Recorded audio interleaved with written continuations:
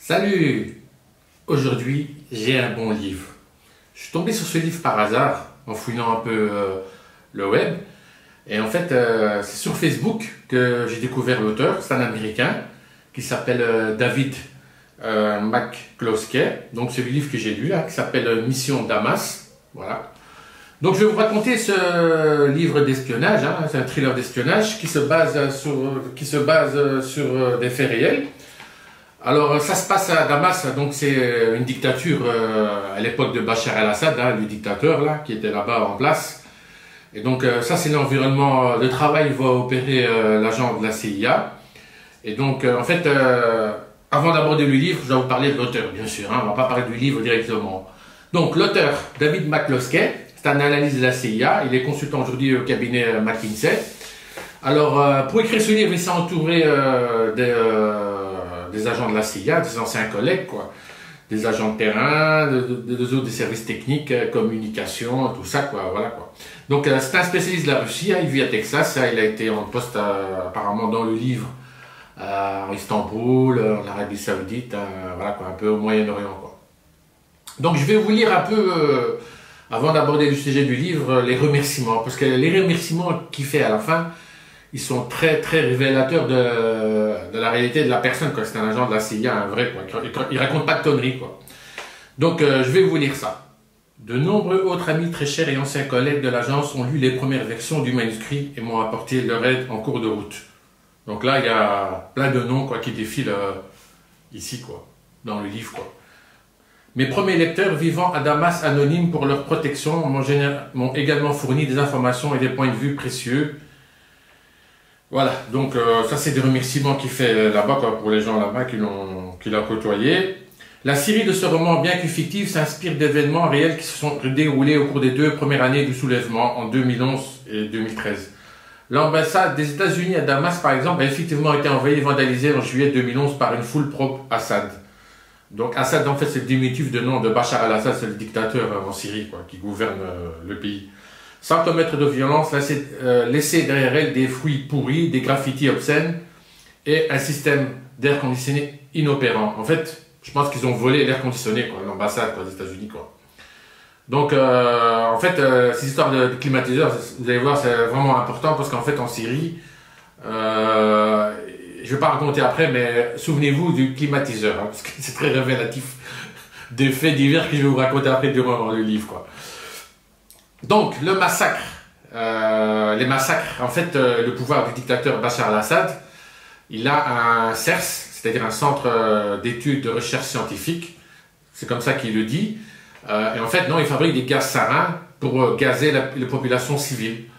En fait, l'armée, ils ont leur centre de production, hein, c'est des armes qui sont interdites, et donc ils vont assassiner des milliers de citoyens pendant la révolution syrienne, quoi. Parce que le dictateur, il veut gouverner le pays, il ne veut pas laisser la démocratie, la liberté d'expression, enfin, tout ce qui est les droits de l'homme, quoi. Et donc, voilà, donc il raconte qu'il y a eu des morts, des femmes, des enfants. L'attaque au sarin lancée par Rostom a malheureusement eu un précédent bien trop réel sur le champ de bataille syrien. Plus de 300 attaques à l'arme chimique ont eu lieu pendant la guerre civile. La grande majorité d'entre elles ont été menées par le régime syrien, le dictateur, contre des centres de population tenus par les rebelles, quoi. Alors, on a aussi des autres petites lignes que j'ai sélectionnées. Ce roman n'aurait pas vu le jour sans mon expérience à la CIA. J'ai essayé de représenter l'agence, ses agents, son savoir-faire, ses opérations aussi fidèlement qu'il était possible et admissible de le faire, compte tenu de l'impératif permanent de protection des informations classifiées. Je tiens à remercier la commission de révision des publications de la CIA dont les lecteurs ont passé au crible plusieurs versions de ce manuscrit afin de s'assurer que rien ne mettait en danger les sources et les méthodes. Alors, voilà, alors pourtant, malgré toutes ces imperfections et ces complications, j'admire et j'aime la CIA. J'espère que les lecteurs de ce roman en sortiront avec une meilleure compréhension de sa mission et de ses sacrifices consentis par ses agents pour protéger les États-Unis et tout ce qui reste de leur mode de vie, tout ce qui compose leur mode de vie, pardon. La CIA reste une institution essentielle pour la préservation de la sécurité de l'ordre mondial. Ses officiers traitants, ses analystes spécialistes du ciblage, ses officiers de soutien, scientifiques, techniciens, codeurs, linguistiques, ses cadres, ses concierges, ses techniciens, ses seniors intelligence service, staff operation officer, ses contractants, ses blousons verts, ses CMO collection management officer et bien d'autres cas. Donc, vous voyez, il rend hommage à ses collègues, quoi. Ce qui est normal, il est de la maison, quoi. Donc, je vous dis, c'est un très bon livre à lire. Ça colle vraiment à la réalité d'une station de la CIA à l'étranger, quoi. Et on voit bien que quand il raconte le livre, c'est vraiment des opérations qui peuvent être réelles, quoi. Parce que bon, on va pas le dire. Mais vous allez voir que quand je vais vous raconter les grandes lignes des livres, vous allez vous rendre compte qu'il y a un bon film derrière, quoi. On peut faire un bon film, quoi. Un film à l'américaine, quoi. Donc je vais vous raconter le livre. Avant de commencer le livre, il faut que je vous raconte les personnages du livre. Donc on a Val, son diminutif de Valerie Owens. C'est une agente diplomatique officielle sous couverture. Donc c'est un agent de la CIA, elle est là en mission, elle a une couverture, elle est deuxième secrétaire à l'ambassade des États-Unis à Damas. Donc tout le livre va se passer à Damas, il y a une partie qui va se passer à Paris, mais à Paris, c'est des autres agents, je vais vous raconter comment ils opèrent à la CIA, quoi. C'est pas con, mais c'est vraiment intelligent. Donc on a le deuxième auteur du livre, celui qui a écrit le livre qui s'appelle Sam Joseph, si je dis pas des conneries. C'est le deuxième secrétaire aussi, c'est lui l'auteur du livre, c'est un agent de la CIA, c'est un officier traitant. Donc, c'est-à-dire qu'il recrute des sources parce qu'il va accepter une mission, je vais vous raconter quelle est sa mission. Alors, il a un cryptonyme à la CIA, comme à l'époque de JFK, les agents de la CIA, ils ont des cryptonymes. Alors lui, il s'appelle Burt O. Goldjagger. Je sais que c'est un peu bizarre, mais voilà, c'est son cryptonyme, c'est son diminutif, son nom d'agent sur le terrain. En fait, ça permet de communiquer et d'envoyer des mémos, des textos sous ce patronyme à l'agence ou aux antennes de la CIA, les stations à l'étranger, quoi. Donc, voilà, c'est comme ça que ça marche, quoi. Alors, on a les banditos. Les banditos dans le livre, c'est un groupe d'appui de surveillance et contre-surveillance. C'est des Syriens américains qui sont au service des agents de la CIA. Ce sont 3 frères qui ont passé le test du polygraphe. Les banditos, c'est leur cryptonyme, hein, donc ça désigne les 3 personnes du groupe. Donc, ils assurent les voitures, les plaques. Je charge la surveillance des bases pour la station de Beyrouth. Et donc, maintenant, ils vont coopérer avec Sam, l'auteur du livre, pour la première mission. Alors, la première mission s'appelle Opération Komodo. Alors, de quoi il s'agit? Donc, il est en binôme avec une autre agent de la CIA qui s'appelle Val, comme je vous ai donné les noms des auteurs. Ils ont recruté, en fait, à l'époque, Marwan Ghazali. Donc, Marwan Ghazali, il travaille dans le CERS, donc c'est-à-dire le Centre d'études de recherche scientifique. C'est un centre qui n'est pas de recherche, mais qui produit des armes chimiques pour gazer les populations civiles à Damas et en Syrie sur le territoire. Et cet agent, ils vont l'exfiltrer parce qu'il a fourni une liste, il a fourni des informations sur le CERS. Et donc, il a fourni une liste d'employés du CERS, donc la CIA savent cibler des autres personnes. Alors, dans cette histoire, dans la liste qu'il a fournie à la CIA, il n'a pas fourni le nom d'un colonel Daoud du CERS, quoi. Donc, ça, c'est très important pour la suite parce qu'en fait, ce colonel, il y a un lien de parenté avec une autre femme que la CIA va essayer de recruter. Donc, alors, on a aussi une autre auteure que j'ai oublié de vous dire, que je suis obligé de raconter, qui s'appelle Myriam Haddad. Alors, Myriam Haddad, elle travaille au palais présidentiel du dictateur Bachar al-Assad. Elle est dans l'administratif, hein, c'est une très très belle femme, intelligente, sportive, parce que vous allez voir dans le livre, elle fait beaucoup de sport, un peu de Krav Maga, hein, pour ceux qui connaissent, un peu de jogging, pour ceux qui savent courir, hein, qui ont le physique. Et donc, son oncle, c'est le colonel Daoud. C'est un colonel donc, qui est chargé du transport et de la sécurité des armes chimiques, c'est la branche 450. Voilà, donc c'est comme ça qu'il est présenté dans le livre. Donc, cette première mission, ils vont essayer d'exfiltrer Komodo, et ça va échouer. Les Moukarabaks, ce sont les vilains tortionnaires méchants des services secrets, qui torturent la population, qui les assassinent, hein. Vous avez vu qu'il y avait des centres de détention pour torturer, pour extorquer des aveux imaginaires, ou pour tuer, en fait, c'est pour tuer les gens, quoi, carrément. Donc, ils vont échouer, Komodo, donc ça va se passer comme ça. Ils vont se faire repérer avec Marwan Ghazali, ils vont l'attraper, les Moukarabaks, les services secrets syriens, ils vont le torturer, il va donner le nom de son agent américain, et donc les Moukarabaks vont se mettre en chasse de Valerie Owens, et donc ils vont trouver leur point de chute. C'est un appartement en fait avec plusieurs sorties de secours. Alors quand on est agent de la CIA, on vous apprend toujours à choisir, quand vous habitez dans un endroit, il vaut mieux toujours avoir des, comment dire, pour être exfiltré, il vaut mieux avoir plusieurs sorties de secours, pas qui sont pas visibles de la rue, quoi, quand on vient vous arrêter. Donc Sam, l'agent de CIA, va quitter Damas, il va rentrer aux États-Unis. Et donc, il va avoir une deuxième mission qui va lui être proposée. Hein. Donc, en fait, ce n'est pas l'agent qui choisit les missions, c'est un comité consultatif. Et donc, la mission, c'est de recruter, tentative de recruter, lors d'une réception à Paris, Athéna. Athéna, c'est le nom de code d'une femme syrienne qui travaille au palais du dictateur Bachar al-Assad et qui s'appelle Mariam Haddad. Donc, en fait, il y a une délégation syrienne qui va rencontrer les opposants politiques à Paris. Et alors, il y a un certain nombre de Syriens du palais qui seront présents, du palais présidentiel seront présents. Donc, ce n'est pas la station de Paris, de la CIA, qui va gérer le recrutement ou les tentatives de recrutement des Syriens du palais présidentiel. Ça sera des autres agents de la CIA de l'étranger qui vont venir. Parce qu'en fait, le but, c'est pas que le contre-espionnage de la DGSI repère les éléments de la CIA de Paris, quoi. Donc, c'est bien cloisonné, compartimenté, quoi. Donc, en fait, il s'agit, dans le livre, de recruter un gros poisson du palais présidentiel du dictateur Bachar al-Assad. Je vais vous lire la page 37. En fait, donc, dans le livre, il y a des mémos de la CIA qui apparaissent, quoi. Donc, résultat, traçage 1 sur 2, sujet référence de nationalité syrienne et conseillère politique au palais auprès de la conseillère présidentielle Bouthaina Najjar. Alors, Bouthaina Najjar, c'est en fait, avant d'aller plus loin dans le livre, dans le palais du dictateur, il y a beaucoup de femmes qui travaillent là, dans ce palais. Il y a beaucoup de problèmes relationnels, de concurrence entre elles.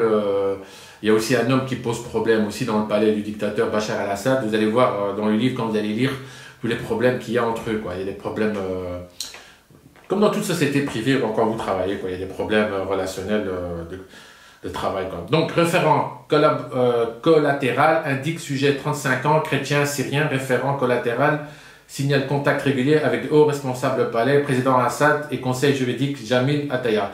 Donc, en fait, c'est des traçages de la NSA, qu'on voit avec des mots-clés, et voilà, quoi, ça vous donne un peu la réalité, ça colle à la réalité, quoi.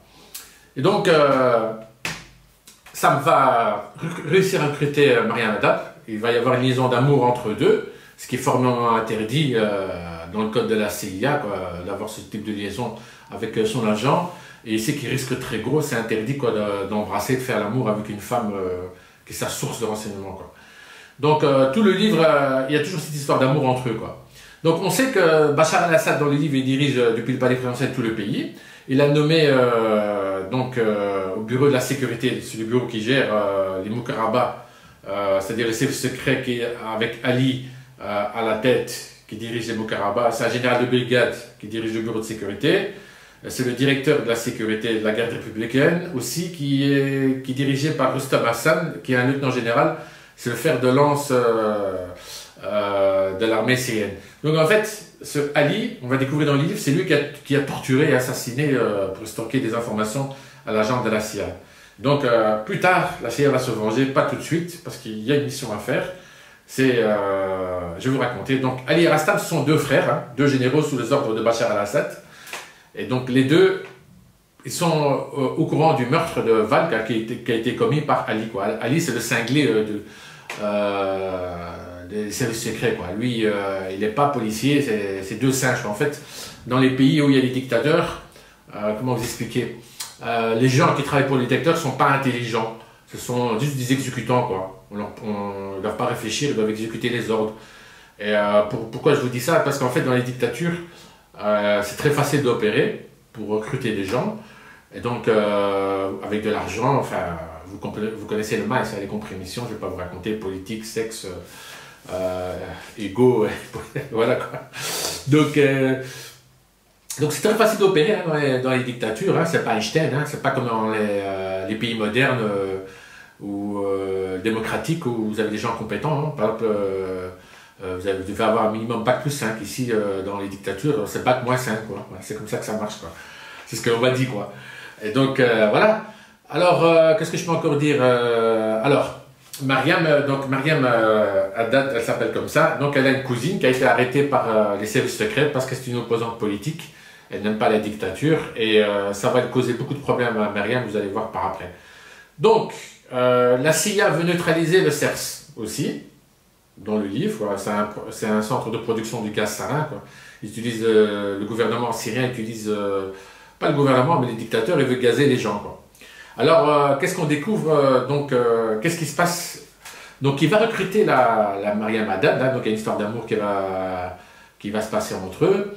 Et donc, son objectif, c'est d'en faire une source traitante qui a accès au bureau du palais. Donc, Mariam va avoir deux objectifs. Si je me rappelle bien, elle va avoir une clé auto-exécutable de 12 Teraoctets qu'elle va devoir mettre dans l'ordinateur de Boutena, parce que Boutena a une fonction au palais dictateur, c'est elle gère les sociétés offshore et les transferts d'argent. Donc elle sait tout ce qui se passe dans les services secrets au gouvernement. C'est la tête pensante, c'est comme un comptable de la mafia, quoi. Donc ils vont espionner son ordinateur.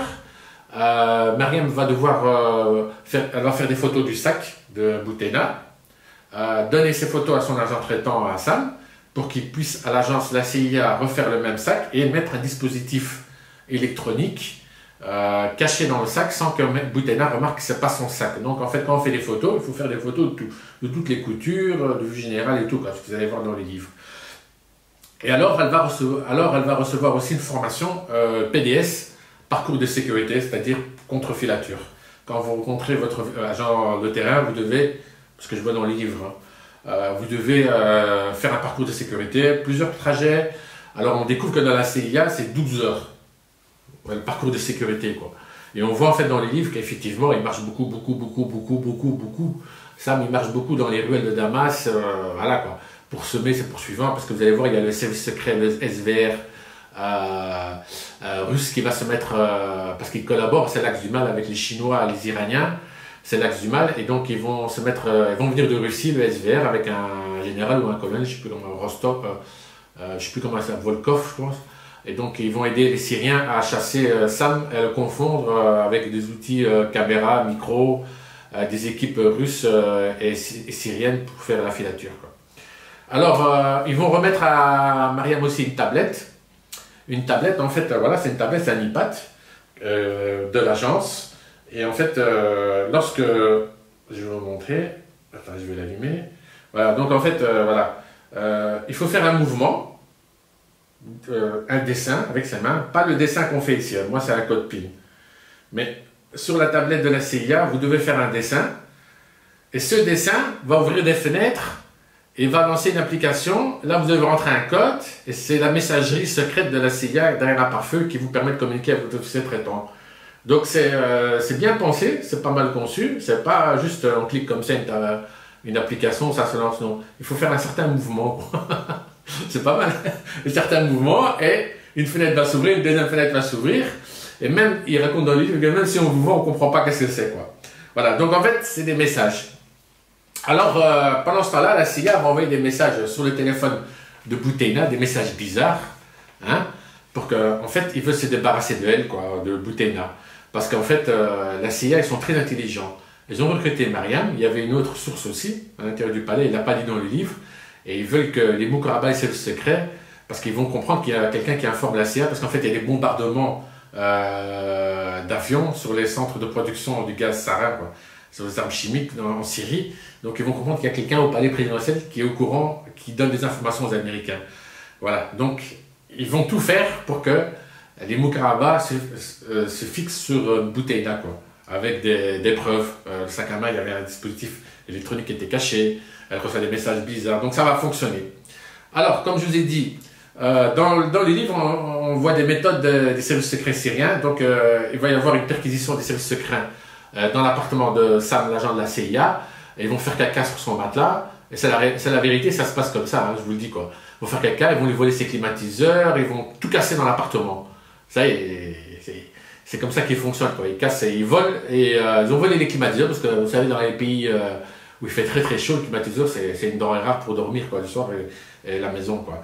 Donc, comme j'avais dit au début, l'ambassade, ils ont volé aussi les climatiseurs de l'ambassade, quoi, voilà. Il n'y a plus de système, quoi, ça ne marche plus, quoi.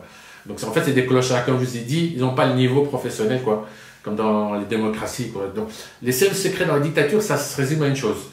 La chasse aux opposants politiques, la chasse, les tortures aussi, comme des victimes innocentes, les magouilles, les vols, c'est comme ça que ça marche, quoi. On obéit au dictateur, sinon on est éliminé. Donc, comme je vous ai dit, Boutena s'occupait, l'innocente qui va se faire attraper par les services secrets, là, elle s'occupait des transferts d'argent. Alors, qu'est-ce qui va se passer? Ben, en fait, c'est comme dans la réalité, hein. Si vous avez un peu suivi l'actualité, il y a beaucoup de femmes qui sont mortes dans la réalité du palais présidentiel du dictateur. Certaines sont mortes en voiture quand elles quittent le palais. Donc ça leur permet au service secret syrien de dire voilà, il y a eu un accident de voiture. En fait, non, elle a été éliminée en voiture, quoi. Donc il y a beaucoup de rivalité entre les femmes et les hommes dans le palais du dictateur. Voilà, donc c'est très facile d'éliminer quelqu'un. La CIA va utiliser ce point faible du palais présidentiel pour donc infiltrer avec succès, quoi. Donc ils vont réussir la mission. Mais le problème, c'est que Myriam Haddad, l'agente de la CIA, elle a une faille. Pardon. Et cette faille, c'est sa cousine. Je vous ai dit, c'est une opposante au régime. Donc elle va être arrêtée. Elle va penser livrer son agent de la CIA au Moukaraba, c'est le secret syrien, en échange de la libération. Moi, ça ne va pas se passer comme ça. Donc elle a été un peu naïf en pensant que les services secrets, en échange des informations que Myriam Haddad va livrer, même la tablette, elle va le donner Pilatus. C'est comme ça qu'elle s'appelle, la tablette dans le livre Pilatus. Même en livrant cette tablette qui permet de communiquer avec son agent de la CIA, avec Sam, ça ne va pas se passer comme elle pensait, quoi. Donc elle va regretter tout, quoi. Alors, on voit que la CIA va promouvoir l'oncle ou le cousin de Myriam Haddad, qui est colonel Daoud, là, pour prendre le contrôle du CERS. Comment? Ben, ils vont éliminer le général qui commandait le CERS pour que le colonel, l'oncle ou le cousin de Myriam Haddad, soit promu. C'est ce qui va se passer, ils vont réussir la mission avec un sniper à distance. Ils vont éliminer ce général à la con de Pakoti pour que le colonel Daoud, l'oncle de Myriam Haddad, soit promu général. Ça va marcher. Alors, dans le livre, on découvre aussi qu'ils ont un appartement hein, où l'équipe de surveillance contre surveillance se réunissent. Ils ont installé un Pajero, un 4x4 dans la rue des services secrets. Et ils ont remarqué, en fait, il y avait l'équipe des banditos, comme je vous ai dit au début, l'équipe de surveillance des filatures cyrano-américaines, qui ont suivi le général Ali, parce qu'ils vont l'éliminer pour se venger de la mort de l'agent de la CIA. En fait, quand vous éliminez un agent de la CIA, vous êtes tous morts. Voilà, c'est ça comme bonjour, quoi. Ils vont vous attraper un jour ou l'autre. Donc, ce général Ali, ils connaissent son siège où il travaille, parce qu'il a été filé en voiture de sa maison jusqu'au travail. Donc, ils savent quel trajet il emprunte, où il garde sa voiture dans le quartier, où il démarre. Et en fait, il est très précautionneux, mais ça ne va pas le suffire à sauver la vie, parce qu'ils ont remarqué son modus operandi. Quand il quitte le siège des services secrets, il marche toujours dans la rue pour arriver à sa voiture. Donc, il va passer un moment donné ou l'autre devant cette Pajero, et cette Pajero va exploser, ils vont réussir à le tuer. Alors, comment fonctionne cette Pajero? Elle fonctionne avec une liaison cryptée par satellite. Il y a une caméra qui est dissimulée. Cette caméra retransmet toutes les images de tous les gens qui passent devant cette Pajero. Il y a un logiciel d'intelligence artificielle qui fait de la reconnaissance faciale. Et il y a quelqu'un au siège de la CIA, c'est lui qui va donner le top, l'accord. Une fois que c'est confirmé que c'est bien Ali qui passe devant la Pajero, ça va faire boum. Et c'est ce qui va se passer. Et comment ils vont faire boum? Ils ont un téléphone Turaya, c'est un téléphone satellite. Ils vont composer un numéro et ce numéro va déclencher la bombe quand le singe, le général, va passer devant le 4x4 et ça va faire bip badaboum, et bye bye, et voilà. Donc Valérie Owens, l'agent de la CIA qui a été capturée par les services secrets syriens, elle va être vengée. Ils vont faire exploser le 4x4 dès que le Ali, là, son tortionnaire va passer devant le 4x4 et il va mourir comme un petit papillon qui s'envole au paradis, s'il existe bien sûr. Voilà, donc je ne vais pas raconter la suite du livre, mais c'est un très très bon livre qui est bien écrit.